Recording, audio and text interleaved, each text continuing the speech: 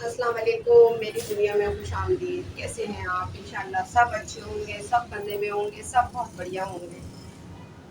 फिर मैं समीना जमशेद साहिबा को सलाम करना चाहूँगी।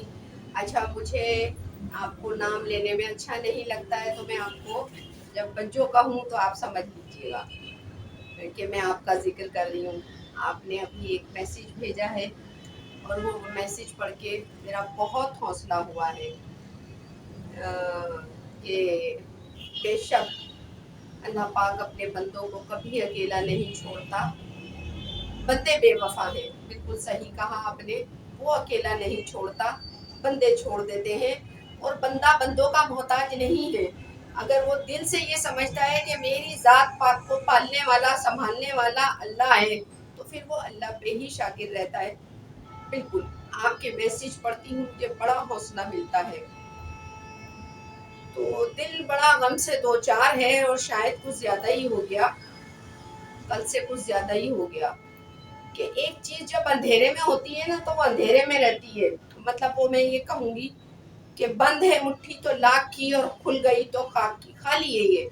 मतलब जब आप इसको बंद कर लो। और बचपन में एक खेल भी खेलते थे कि बताओ कौन सी मुट्ठी में क्या है, तो हम आपस में खेल खेलते थे, स्कूल में भी खेलते थे। मतलब जो हमारा हल्का बाप था, जो बच्चे बच्चे होते थे, तो वो कहता था इसमें ये है, इसमें ये है। फिर हम वो वाली मुट्ठी बाद में खोलते थे जिसमें कुछ नहीं होता था, फिर ये खोलते थे। तो मुट्ठियां खुल गई हैं, मुट्ठियां खुल गई हैं। और मुट्ठियां खुलने के बाद समझ में आ गया है कि क्या क्या है, कौन से हाथ में क्या है, कौन से हाथ में क्या है। तो दिल बड़ा गम से दो चार है। सबसे पहले तो मैं अपनी अम्मी से सॉरी कहूंगी। अम्मी मुझे माफ कर देना। शायद कुछ चीजें ऐसी होती हैं कि इंसान अपने दिल में रखना चाहे तो भी नहीं रख सकता, वो कभी ना कभी बाहर आ ही जाती है, जैसे कि आजकल बाहर आ रही है। और ये तकलीफ है मेरी, वरना मुझे जरूरत नहीं थी। जब मैंने चैनल बनाया था, ये सोच के नहीं बनाया था मैं लोगों के कसीदे पढ़ूंगी, नहीं, ऐसा कोई इरादा नहीं था। ये सबने मुझे मजबूर कर दिया। अम्मी सॉरी, मुझे माफ कर देना। मैं आपसे किया हुआ वादा पूरा नहीं कर सकती। अगर मैं आपसे किया हुआ वादा पूरा कर दूंगी तो मुझे बहुत सारे लोगों को जवाब देना पड़ेगा और मुझे मुश्किल हो जाएगी। क्योंकि हर आदमी मुझसे ये कहता है कि मैं आपसे मिल लूं, मैं आपसे मिल लूं, हर आदमी। लेकिन लोगों को पीछे की कहानी क्या है वो किसी को नहीं पता। ये तो सिर्फ आप जानती हो, आप जानती हो, थोड़ा सा मैं जानती हूँ। तो मैं फिर कहूंगी, मेरी अम्मी से बातचीत हुई है। ये मैं अपनी यूट्यूब की फैमिली को भी बताऊंगी और जो बिग बॉस के घर के लोग हैं उन्हें भी बताऊंगी। कोई तो देखता होगा, 1 2 3 4 5 6 7 8। कल मेरी अम्मी से बात हुई,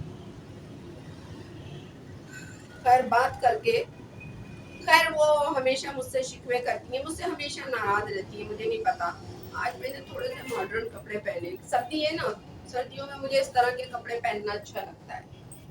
लोगों को तभी तो मैं हजम नहीं होती। क्या क्या सुरैया, तू क्या क्या करती है और फिर तू चाहती है कि लोग तेरे दुश्मन भी ना बने। ये तो बेवकूफी है ना तेरी। अब तू इतनी एज में होके भी लौंडिया बनने की फिक्र में लगी रहती है, बेवकूफ कहीं की। अब कैसे मुझसे लोग खुश होंगे? मैं क्या करूं? मैं दिखा रही हूँ अपने आप को, स्कार्फ स्कार्फ ओढ़ा हुआ है, ये मुझे बहुत पसंद है।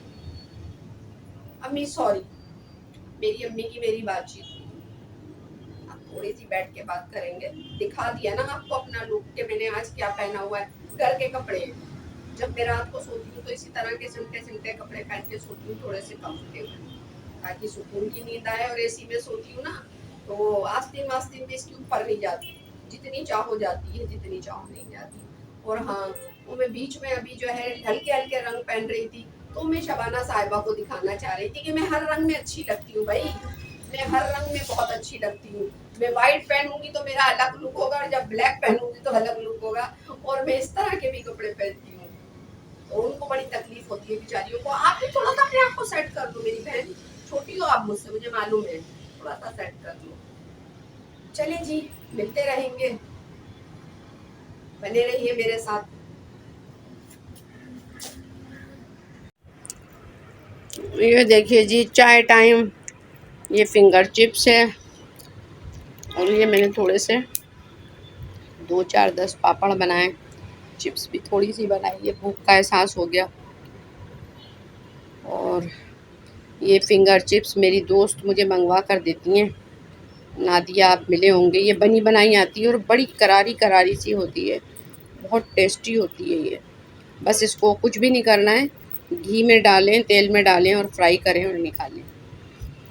तो भूख का एहसास हो रहा था, खाना तो मैंने बना लिया है, लेकिन मैंने कहा थोड़ा देर से खाऊंगी, तो थोड़ा चाय के साथ ये लेते हैं। अच्छा जी, मैं बनाने जा रही हूँ फलियाँ। कल कुछ अच्छा खाना बनाएंगे, तो यहाँ आप देख रहे होंगे छोटे छोटे बर्तन भी रखे हैं, इस पर थोड़ा सा कलर भी करूँगी मैं। और ये मैंने हल्दी, ज़ीरा, नमक और साबुत गोल मिर्च रखी है।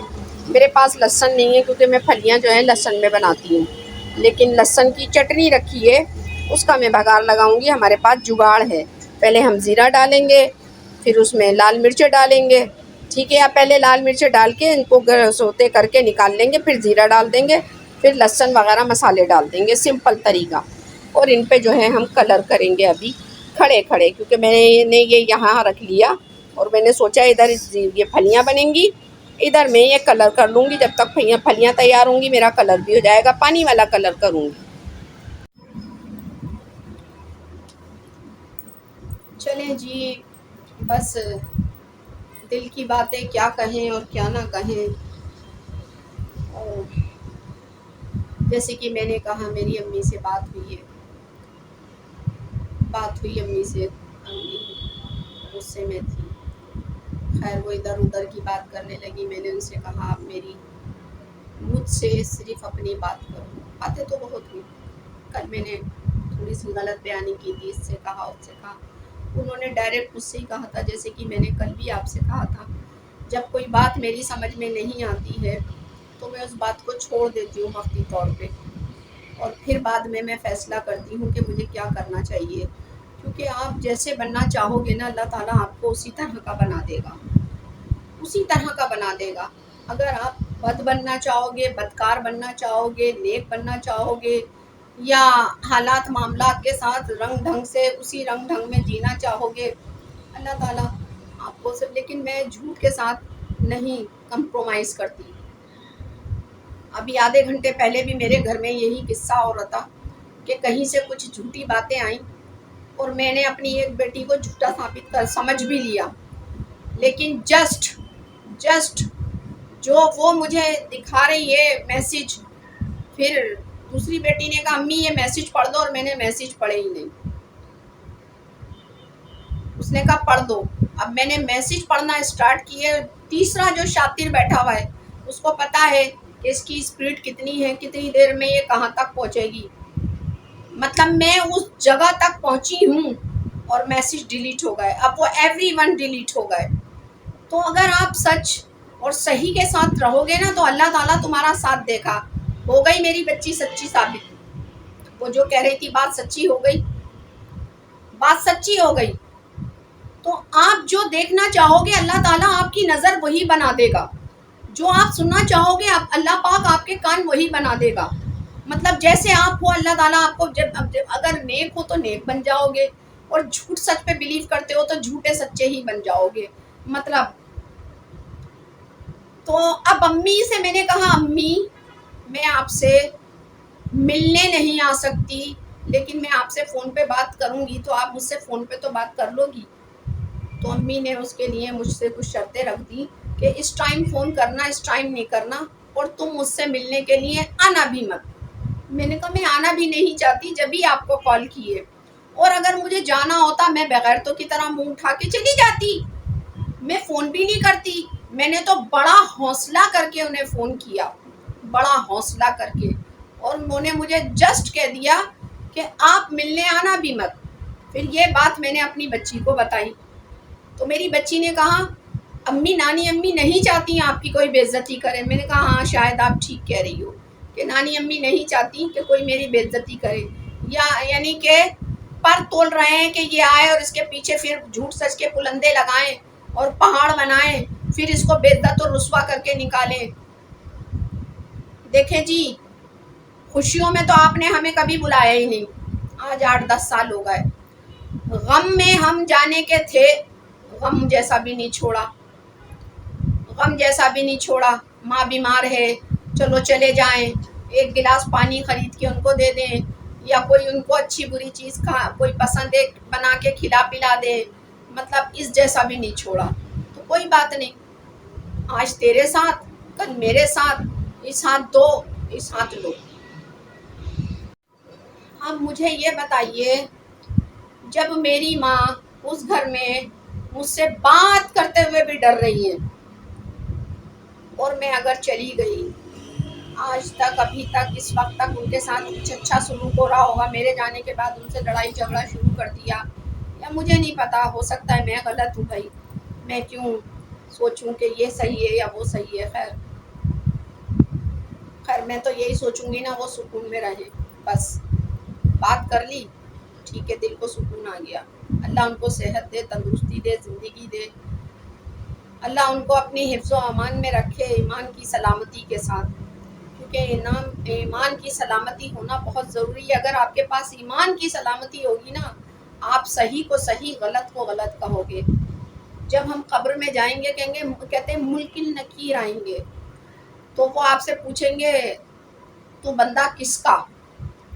सुनती हूँ मैं भी, मुझे नहीं पता कब्र के अंदर का अजाब क्या होगा, लेकिन कहा यह जाता है कि 24 घंटों में से एक मरतबा ये दुआ ज़रूर करो कि अल्लाह पाक तू हमें कब्र के अजाब से भी बचाइयो। तो वहाँ हमें समझ नहीं आएगा, तो हमको छींक आएगी, तो हम कहेंगे शुक्र अल्हम्दुलिल्लाह। तो लेकिन यहाँ कुछ लोग कहेंगे कि मुझे तो मेरे बच्चों ने मुझे ये सब कुछ बताया ही नहीं। बच्चे बताते तो मैं बताता कि मैं बंदा किसका। जब हम कब्र में जाएंगे तो हमको अपना हिसाब किताब खुद देना है। बच्चे आके नहीं बोलेंगे, इनके यहाँ तो बच्चे डिसाइड करते हैं, इनके यहाँ बच्चे डिसाइड करते हैं। और मेरी अम्मी के पास जो गद्दी है वो उन्होंने पहले ही फिक्स कर दी है। माँ की गद्दी के पे, बाप की पगड़ी पे औलादों का हक होता है, लेकिन यहाँ मेरी माँ ने अपनी गद्दी, और वो आज से नहीं, वो 10-15 साल से कहती हैं ये गद्दी किसको जाएगी, गद्दी हो या पगड़ी हो सही हाथों में जाए। खैर मुझे उससे कोई फ़र्क नहीं पड़ता, मैं अपनी जगह जैसे कल थी वैसे ही आज भी हूँ। कल भी मेरे पास लोग आते थे, मेरे पास चंद लोगों की कमी है, मैं उसी तरह जीती हूँ, बस अभी कारोबार नहीं करती, मतलब गाड़ी में बैठ के ड्राइवर के साथ कहीं घूमने फिरने नहीं जाती, अभी अकेली बस में, रिक्शा में, इधर उधर, और हज़ारों नहीं खर्च कर सकती, सैकड़ों खर्च करती हूँ। तो लोग अभी भी आते हैं, जैसे कि रिसेंटली हमजा का किस्सा था, रज़ा का, सॉरी, अजीज़ के भतीजे का, सब कुछ यही हुआ, आप लोगों ने वीडियो में भी देखा होगा। तो बंदा जो है वो अल्लाह का है, और अपना हिसाब किताब हमको खुद देना है। ना वहाँ मेरी बेटियाँ आएंगी, और ना वहाँ किसी का बेटा आएगा, कोई नहीं आएगा। और अब मैं आपको एक बात बोलूँ, ताने वाली बात में मेरी आँख का ऑपरेशन होना है, और मेरे भाई को फ्रिज लेना है। खैर 1-2 दिन हम जाते हैं, वो कहता है हाँ मेरे पास पैसे पूरे हैं, पैसे पूरे हैं, पैसे पूरे हैं। मार्केट में देखने जाते हैं, कहता है अभी बस देख कर आ जाओ, देख कर आ जाते हैं। 2-3 दिन ये सिलसिला चलता है। मेरी आँख का ऑपरेशन होने का, मुझे 5 बजे हॉस्पिटल में जाके एडमिट होना है, और लाडली बहन को भी फ्रिज लेना है। दोनों लोग फ्रिज लेने के लिए चले जाते हैं। वहाँ जाकर के पता ये चलता है कि लाडले भाई को के पास पैसे कम हैं, झूठी बीना के पास पैसे कम हैं, और मैं अपने ऑपरेशन के पैसे उस फ्रिज में मिला देती हूँ। मेरा भाई 4 आंसू बहाता है, हाय हाय मेरी बहन ने अपने आँख के ऑपरेशन के पैसे मेरी फ्रिज में मिला दिए। अच्छा भाई, घर लेकर आती हूँ, दोनों के फ्रिज रवाना करती हूँ, घर आके पैसे देती हूँ। उसके बाद हमजा को कॉल करती हूँ, क्योंकि हमजा के पास मेरी गाड़ी थी। फर्स्ट टाइम उससे पैसे मांगती हूँ कि भाई मुझे आँख का ऑपरेशन करवाना है, मुझे पैसे दे। 3-3.5 महीने बाद, 3-3.5 महीने बाद फर्स्ट टाइम उससे अपनी गाड़ी के एवज पैसे मांगती हूँ। और उसके बाद हम उनसे पैसे मांगते रहते हैं। जो फ्रिज में पैसे मिलाएं वो नहीं मिलते। उसके बाद वो रुबाब की शादी पे पैसे आए, वो किसने दिए ये भी हमें नहीं पता। हमें तो लाडली बहना ने बताया कि ये पैसे शम्मी भाई ने नहीं दिए। फिर एक झूठी की कहानी बताती हूँ। टेक्नो मोबाइल उसके पास भी, टेक्नो मोबाइल मेरे पास भी। ये झूठी कहानियां इस वजह से क्योंकि जब इंसान गहराई में जाता है ना तो सब कुछ सामने आ जाता है। अभी मैंने बताया ना आधे घंटे पहले का किस्सा कि झूठा था जो वो भी सामने आ गया, जो सच्चा था अल्लाह ताला ने उसको भी साफ कर दिया। तो सही और गलत का फैसला आप अगर करना चाहो तो इस दुनिया में ही हो जाता है। उसकी गहराई में मैं जाना ही नहीं चाहती थी। मैंने पहले भी कहा था, मैं उसको सनकी समझती थी, पागल समझती थी, बेवकूफ़ समझती थी। लेकिन ये मुझसे बहुत बड़ी गलती हो गई। उसने इस चीज़ का उसने मुझसे फ़ायदा उठाया। अच्छा, मुझसे लोग बड़ा फ़ायदा उठाते, बड़ा अली से भी बहुत उठाते थे। मतलब वो उस रिश्ते को इतना गुनगाना है, तुम तो मेरी आपी, तुम तो मेरी बाजी, तुम तो मेरी बहना। बाजी के ऊपर एक बात और याद आ गई, पहले ये वाला किस्सा पूरा कर दूं फिर सुनाती हूँ। टेक्नो मोबाइल उसके पास, टेक्नो मोबाइल मेरे पास। मैंने कहा बीना, मैंने ये मोबाइल इतने का लिया था। बोली मुझे तो मेरे भाई ने गिफ्ट किया था। मैंने कहा अच्छा, तुम्हारे भाई ने टेक्नो मोबाइल, ये तो अब तो इस वक्त तो 17,000 का है। मैंने जब लिया था वो 14-15 हज़ार का था, अब से 3-4 साल पहले। बोलने लगी मैंने थोड़े पैसे इसमें डाले और बाकी भाई ने मिलाए, मैंने तो 17,000 का लिया। मैंने कहा अच्छा। तो पीछे से वो शुक्र है उनके अंदर ना, जब वो बीवी अपने मैके वालों की बड़ाइयाँ मारती हैं तो वो थोड़ा सा अच्छा पहले सुन लेता था। वो कहती थी मेरे भाई राशन भेजते हैं, मेरे भाई ये करते हैं, मेरे भाई खाना भेजते हैं, मेरे भाई गोश्त भेजते हैं। तो फिर हमें भी शर्म आती थी, हम कहते थे शम्मी ये क्या कहती है। फिर पीछे से भी उससे कहते थे, तो फिर वो गालियाँ बकता था कि ये झूठ बोलती है। तो उसने जस्ट कहा, कहने लगा, उसने एक गाली बकी, उसने कहा ये झूठ बोल रही है। तो कहने लगी नहीं, मैंने बीसी डाली थी और बीसी में इतने इतने पैसे दिए थे और सलाउद्दीन भाई ने तो दिया था ये मोबाइल, मेरे भतीजे ने पैसे मिलाए थे। तो उसने कहा ये मोबाइल नसीम भाई ने दिया है। क्या बोला उसने, ये मोबाइल नसीम। देखिए इतनी बड़ी झूठी है वो। मतलब मोबाइल कौन दे रहा है, मेरा भाई, और वो मियाँ के सामने। उसको किसी का खौफ नहीं है भाई, उसको किसी का खौफ नहीं है, वो किसी से नहीं डरती। वो बस अपना उल्लू सीधा करना जानती है। वो क्या कहते हैं, टेढ़ा बन के पेड़ा खाओ, उसको बहुत अच्छे से आता है। उसने पूरे खानदान को चला रखा है पूरे। अच्छा, उसने कहा मैं तो जाऊंगी कुलसुम की शादी में। देखो जी, वो कुलसुम की मंगनी में पहुंच गई। उसने रास्ते बना लिए, उसने रास्ते बना लिए, उसे घुसना है, उसने हमको जलील और रुस्वा करना था। बिग बॉस की नजरों में मुझे जलील वलील ना हो तो किसी को बिग बॉस तो अहमियत देते ही नहीं है। आज खुद बिग बॉस की क्या अहमियत है। अरे मजा तो उसमें है, दुनिया तुम्हारी उसी तरह से आओ भगत करे। हमारे पास तो बस तुम 4 लोग नहीं हो, बाकी तो जमाना है हमारे पास। तुम्हारे पास कौन है, तुम्हारे पास तो अपने रिश्ते ही नहीं है, जो हकीकी रिश्ते हैं, जो हकीकी रिश्ते हैं। और तुम तो टास्क देते हो, इसको टास्क दे दिया, उसको टास्क दे दिया, उसको टास्क दे दिया, उसको टास्क दे दिया। बीना को लाने वाला ये बिग बॉस, ये तो शम्मी की शादी नहीं करना चाहता था बिग बॉस। लाने वाला ये, उसको चलाने वाला ये। अगर बीना नाराज होके घर में बैठ जाए, फौरन से पहुंच जाते हो सारे भाई उसको लेने, क्योंकि तुम्हें खुशामद पसंद चाहिए, तुम्हें खुशामदी चाहिए। आ गई बात समझने, तुम्हें खुशामद और खुशामदी चाहिए। जो तुम्हारे आके बर्तन धोए, तुम्हारी आके झाड़ू दे, तुम्हारे वो तेरी तूती बोलूं मैं, वो एक गाना है ना, तेरी तूती बोलूं मैं, मतलब मैं तेरे जैसी बातें करूं मैं। तुम्हें तो वो चाहिए। तो जभी तो तुमने सारी रात बैठ के रमजानों में गॉसिप की थी, बना के हमने तुम्हें भेजा बड़ा कि जाओ अपने बड़ेपन का मुजाहिरा करके आओ। तुमने तो यहाँ लाके झूठ का बम फोड़ दिया। अलीबाग कैसे आना हुआ, एक तुम्हारे कानों में वो आवाज आई और किसी को ना आई। एक तुम्हारे कानों में, अपनी उम्र भी नहीं देखी, अपने रुतबे भी नहीं देखे, और इतना झूठ बोलते हो तुम बिग बॉस, इतना झूठ बोलते हो तुम। और अभी भी तुम इस पे मुझे कौन सलाह देगा भाई। कोई पैदा हुआ है मुझे सलाह देने वाला, मुझे कौन सलाह देगा, पैदा हुआ है कोई सलाह देने वाला। मैं तो खुद अपने आप में बहुत समझदार हूँ। अल्हम्दुलिल्लाह अल्हम्दुलिल्लाह अल्हम्दुलिल्लाह। देख लो कोई भी नहीं है, फिर भी खा रही हूँ, पी रही हूँ, अल्हम्दुलिल्लाह। और तुम जैसे दुश्मनों से मुकाबला भी कर रही हूँ, अल्हम्दुलिल्लाह। जो तुमने मेरे लिए दुश्मन बिठा रखे थे, बीना को बिग बॉस ने चढ़ाया। बीना की क्या मजाल, क्या जुर्रत, कि वो मुझसे मुकाबला करे, और आज देखो उसकी कैसी रुई रुई हो रही है।